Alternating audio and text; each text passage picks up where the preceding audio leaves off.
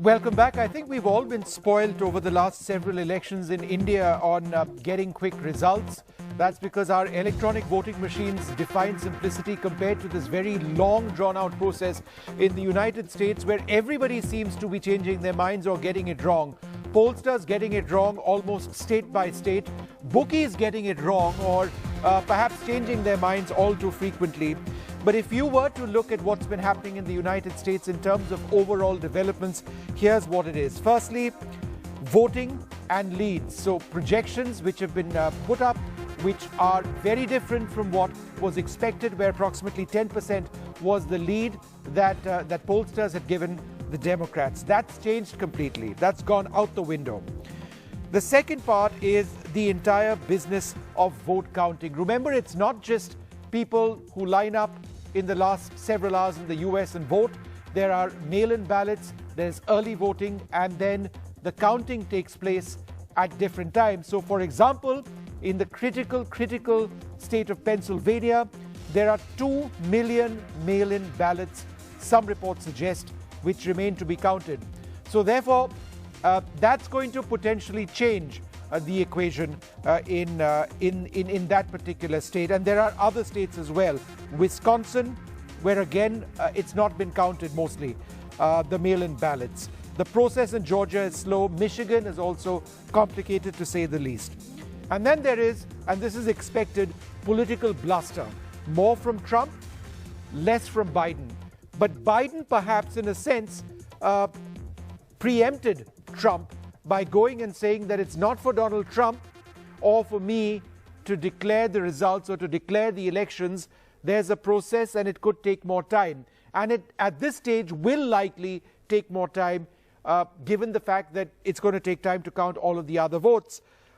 And therefore, what's Trump going to do next? Now, Amitoj was speaking to us a little while earlier. He seemed to indicate that Trump is going to speak soon and he's going to declare victory.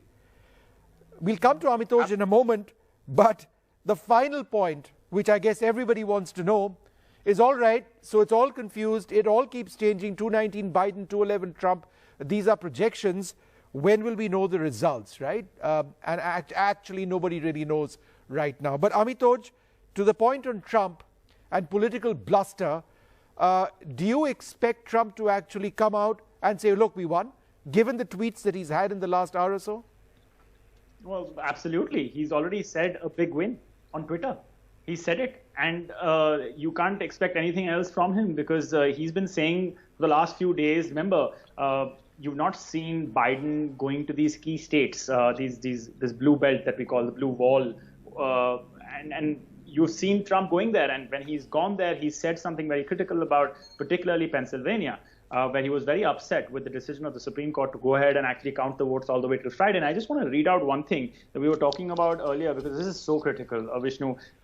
Brett Kavanaugh, who was a part of the judgment that was made by the Supreme Court in the Wisconsin case that actually did go ahead and allow mail-in ballots that were postmarked on election day, or rather for election day, to be counted for the next 6 days. So today is Tuesday, all the way till Monday, they could be counted now because that's what the Supreme Court said. But Brett Kavanaugh in his ruling said the following thing, which basically mirrored exactly what Donald Trump is saying. He said, we want to avoid the chaos and suspicions of impropriety that can ensue if thousands of absentee ballots flow in after election day and potentially flip the results of an election. This is a Supreme Court judge mirroring Donald Trump's view.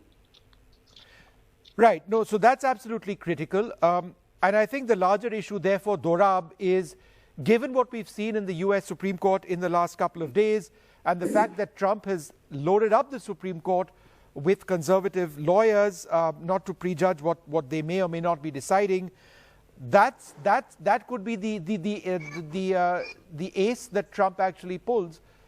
You know, if this goes down to the wire, and I think it's fair to say it will go down to the wire. Perhaps that's so, but the argument that Amitoj just mentioned, that Brett Kavanaugh made, is an argument that Ben Ginsburg, whose specialty is election law, nothing else, says there is a totally unacceptable argument. He, in fact, didn't say anything else about judgment, only about this statement by Kavanaugh. So the question will go to the court, and finally, a judge may not know enough about the law as the expert, but he's the guy who decides. but then they have to live with the consequences of the decision. For years, they have counted afterwards. For years, the ballots that have come in on time, some have allowed them to come in after time, so long as the post mark the right day. Now we change the rules. Finally, the judges decide. That's what they're there for. Okay, just one little piece of detail we can share in terms of that voting process. Now, some battleground states like North Carolina have been processing ballots for weeks. So, by now, I don't offhand remember the voting percentage at the moment. But election officials in North Carolina expect at least 97% of votes to be counted on Tuesday night, right? But in one of the most hotly contested states, Pennsylvania, the Trump campaign and Republican allies blocked counties from processing votes ahead of the election. So mail-in balloting this year doubled from 2016, and for many voters, the shift has been a revelation. So this being the case, Baj, this 219, 211, or, one goes up, one goes down, at this stage, this is just a guess, right? It could be dramatically different, and it will be likely. No, it won't be dramatically different because on both sides there are certain states which are given. California, New York, Washington, Oregon, New Jersey are all solid Democrat states. They're all large numbers. Those are not going to change. I think what we are left with is the ones that are not, that haven't been called as. So whether, you're like the New York Times saying 224, 213, but they haven't called Georgia, North Carolina, Pennsylvania, Michigan, Wisconsin, Nevada, and Arizona. Fox has called Arizona. So on that, you would actually have Biden at 34, which is more than Clinton got last time. Yeah. And so when she's at 234, it needs 36 seats, which could come from just 2 states. Yeah. So the other thing that's happened, Baj, in the last little while is we were talking about swing states, 1, 2, 3, 4, 5, 6, 7, 8, 9, 10, 11, 12 of them, right? And about an hour ago when we were talking about this, we said those swing states by and large seem to be going towards the Republicans. That's no longer the case. Minnesota, Arizona, Georgia, North Carolina, Pennsylvania, Wisconsin, Michigan, Nevada. Nevada we don't know much about right now. We don't know either way which way it's going to happen. It's all too close to call at this stage. So that's a big change, in terms of the data. Nevada is now what? A 7-point lead for Biden in a state which has maybe 1.25 million voters. So it's unlikely I know. Will lose this, but anything could happen. Yeah. So again, that takes him up again on this New York Times thing by another 6 seats to 240. So he's now 30 away from winning. And 30 comes from Pennsylvania and Wisconsin or any combination of states, really. If you look at all of these... You have to Pennsylvania, right? Not any combination. You have to Pennsylvania if you want 30. Will the other two give you 30? No, you can have... because it depends on Georgia and North Carolina. Georgia. No, I'm not talking Georgia. I'm just saying... But just one point about Pennsylvania, gentlemen. If you look at Pennsylvania right now, I take the points that Dorab and Baj mentioned about how, postal votes are going to be counted. It'll take time. So 66% only votes in. But the lead of the Republicans is still huge. It's not just postal votes, Vishnu. Right. The point we made was Philadelphia itself has hardly counted. No, I know. So there's it's just 66% votes in. I take that point. But my only point is that in this 66% of votes which are in, the Republicans are massively, more than 10 percentage points ahead of the Democrats. So the change would have to be quite significant.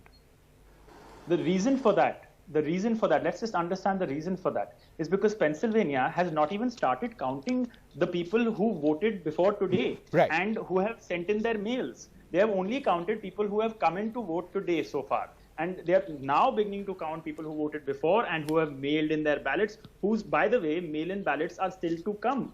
So Pennsylvania is going to be way closer. It was a margin of what, 10,000. I think Michigan was a margin of 10,000 last time. Right now, it's showing a margin of 200,000. But Amitoj, tell me one thing. You spoke a little while back about Florida. 96% of the votes in. Things move fast. It is huge for these elections with 29 electors. You're saying that it's gone to the Republicans, or somebody called it. On what basis are they calling it? 4% still left to be counted, and the gap is just 3%. So could that not be absolutely even Stevens or change? No, the answer to that is very simple. Florida is the first state in America that mastered the art of processing ballots. The reason they did that was because Florida as a state, the way it's geographically positioned, used to get a lot of military votes, and it also used to get international votes. And they have had a better system of calculating the votes. The other thing is Florida can go ahead and process their ballots to calculate them a lot sooner, way before Pennsylvania and Michigan. No, so my only point is, how could anybody call that? That look, well, it's too close to call. It's just because they have a 3%. Sense of the number of absentee ballots that they sent out.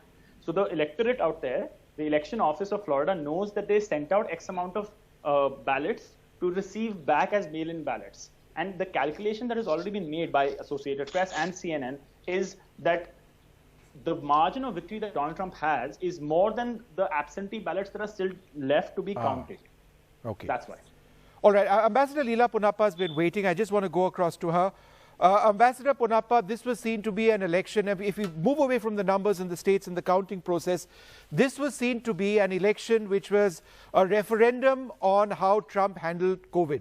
Evidently, that's not the case. Can you hear me? Yeah, go ahead, Ambassador.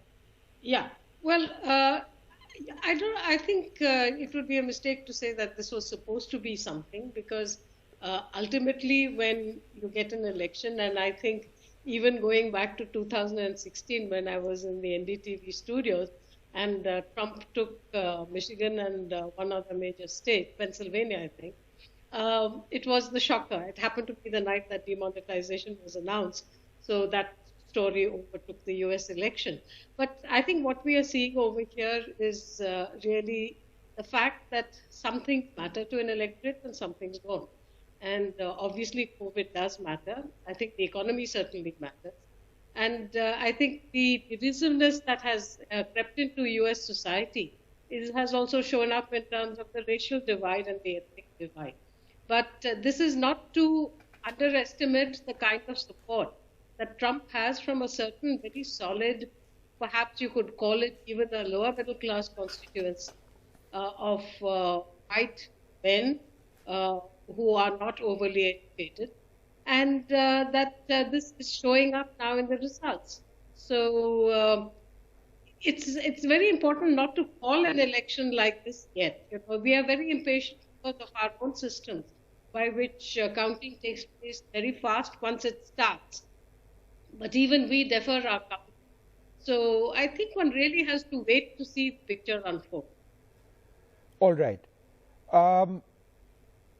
Dorab, you want to come in at this stage just to look again at those swing states? Any new observations that you have? A couple of states, Arizona, Georgia, Michigan, Nevada, North Carolina, a little while back, the gap was larger. It appeared to be going towards the Republicans. Now these are all way too close to call, 1 or 2 points in some cases. I think all these states, I think the three belts in the Rust Belt, Pennsylvania, Michigan, Wisconsin, as well as Arizona and Georgia are just too close to call. But I'm sure within a day or so, we will know the result. Because, you know, the counting is, because of the overwhelming number of early votes and postal votes, I think the whole system has been put through a sort of shock, and suddenly is finding it difficult to cope, which would happen anyway. Happened here too. Suddenly they decided that last time out of the 136 million votes, probably 30 million came postal. This time 100 million have come early voting in postal. So obviously it's a strain on the system. You know, they open each envelope. There's a Republican, and Democrat, and Independent sitting there who see it's okay. Then they open it and process it. So it takes time. I think, you know, we have to, as somebody said, I think Amito said, Florida has mastered this system. So, you know, we were always expecting Florida to come in at 8 in the morning. It was tight. And I think Florida is with Trump. There's no question about it. But things like Georgia, etc., were huge. Firstly, the electorate is expanded a lot. between 2018 and 2020, the state has added 800,000 voters, 45% under the age of people of color and 40% under the age of 30. Now, those guys have voted. They changed the political complexion of Georgia. Whether it's reflected in the voting, we don't know. Okay. But that's the one state I'd certainly like to watch in the longer term. All right, we're also joined by Puneet Ahluwalia. He's a candidate for Lieutenant Governor in Virginia. He is a Republican leader. Thanks very much for being with us. I must ask you this question. It's actually come in from one of our viewers. Why is the US system so complicated? Why can't they have electronic voting machines and VVPAT systems? That's what we have in India, where you get a paper trail of who you voted for. Isn't that very much something that you'd be also wondering about? Does it necessarily have to be so complicated when technology is available? Well, I think that's the reason we need more H-1B visas to come in and help us solve with that issue. So I would say, no, you see what it is democracy is not perfect. And there is ways of achieving this through technology. And by all means, you try to reach a perfection, but you can't. So I think it's a system that needs to come from the dark ages into the new technology age. And I think we have to, by screaming and dragging with both sides kind of looking that there's no fraud, there's no abuse, an equal amount of transparency that exists and should exist, because we want to make sure there's election integrity, which should not be compromised at any point. So that's the reason why there's a tussle that always goes on. And that's the reason why all these races come so close. And with this mail-in ballots, you can see most of the Democrats have done what they've done is they mail their ballots in, and we Republicans tend to go and vote in person, as President Trump has been beckoning all the people. So therefore, would you be in trouble? Would you potentially be in trouble in say, Pennsylvania, where, 2 million odd mail-in ballots need to be counted? Well, we'll be only in trouble when the Democrats will try to do cheating, which we are concerned about because there's been plenty of instances where there have been mail-in frauds. And yes, it's a matter of concern. And that's the reason why I think there was a reason why Vice President Biden came out and made that speech, because otherwise, usually there's no reason for him to come out and speak. Either he concedes or he says, I won. But in this speech, what he tried to do was to tell his people to get ready to be, ready for rioting and looting. If you look at what he said it's neither, it's not for Donald Trump or for me to call the elections, right? I think that's a sensible statement. Well, he's trying to play chess. The Democrats are very well known for lip service with no substance. And what he's trying to do is that for some odd reason, if President Trump does come ahead, he's telling his people who are the Antifa, who are the ones outside White House in Democratic states, like where you see the voting going on in New York, in Beverly Hills, and in D.C., these are all blue states. These are all Democratic control. So they're going to create all the rioting and looting, which they're going to do anyway. No, but I think each side is accusing the other of potentially, getting into violence. But as far as you are concerned, I don't see white supremacists leading their charge in these Democratic control states. No, but Mr. Ahluwalia, as far as you're concerned, have you won the election? Is it a done deal for you? No, not yet. We are. It's a close election. I think we are. It depends. It all matters. All votes are counted till the last vote is counted, and most importantly, the election integrity of all Americans who have voted properly and ethically should be counted and given the due regard. And then if we lose, we lose. Right. And so which swing states... And also if we win, Amitoj had a question. Yeah, go ahead, Amitoj. Sorry, Mr. Ahluwalia, say you've not won, but why has Donald Trump declared victory by saying on Twitter, a big win? Well, I've been touring the state. I'm sorry. I just drove in about 1 second ago and got on the phone. I've not seen his tweet, and his tweet has been restricted by Twitter, right?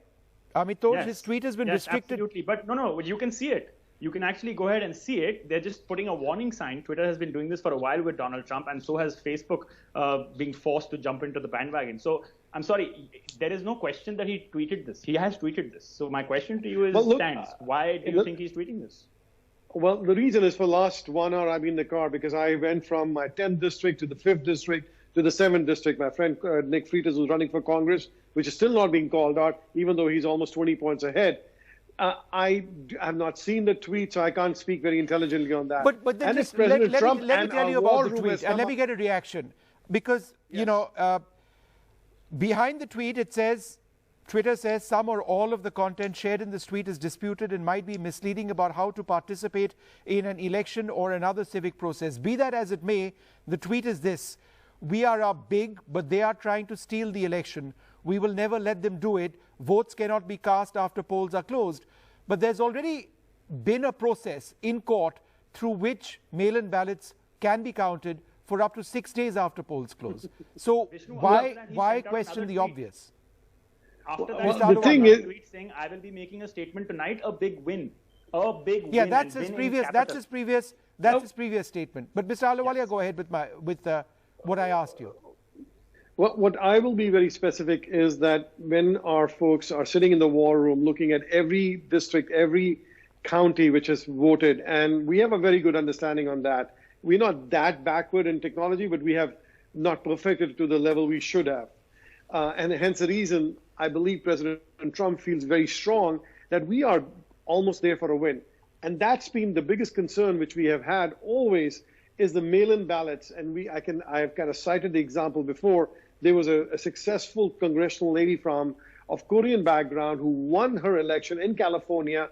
She came for her orientation in Washington, D.C. And after her orientation, when she went back, they found about a few thousand lost mail-in ballots, which came, and she was basically lost her chance to be a congresswoman, which she was duly elected. So it's very disappointing and it's very disheartening when the election integrity is compromised by the Democratic shenanigans. So that's where President Trump is coming from. Vishnu, may I ask Mr. Ahluwalia a question, please? A couple of questions. Yeah, go ahead, Dora, Mr. Ahluwalia, you said you were in the car when this tweet was announced. Mr. Mitch McConnell is never around when the president tweets. John Cornyn is never around. No Republican seems to be around when the president tweets. You all seem to be in your car, in the toilet, on your way out.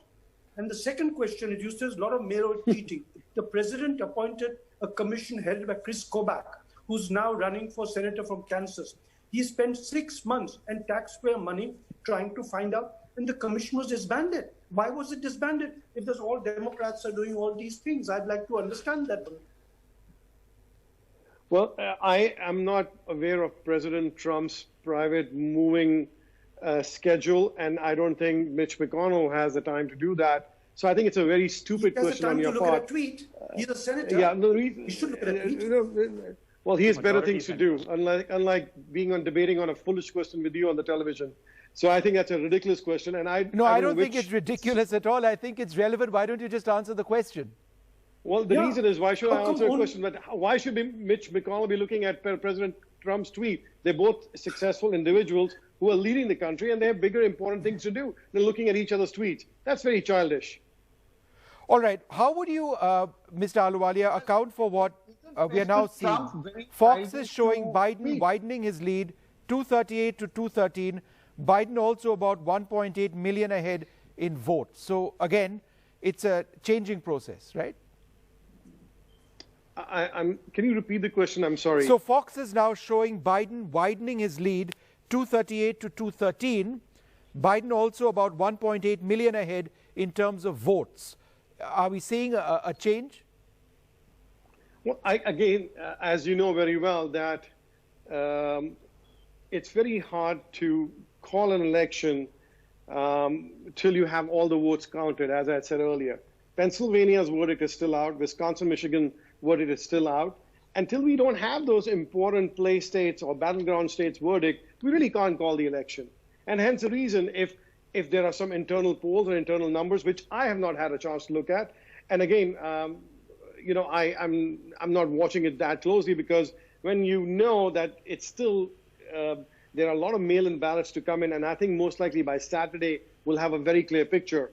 And if we have done, or the attorneys who are hired by the campaigns to look at these and scrutinize these votes which have come in, or the ballots which have come in, they feel confident they can call the election, then I'll go with that decision of the of the elected president of our country. All right. So Okay. far, he's still elected.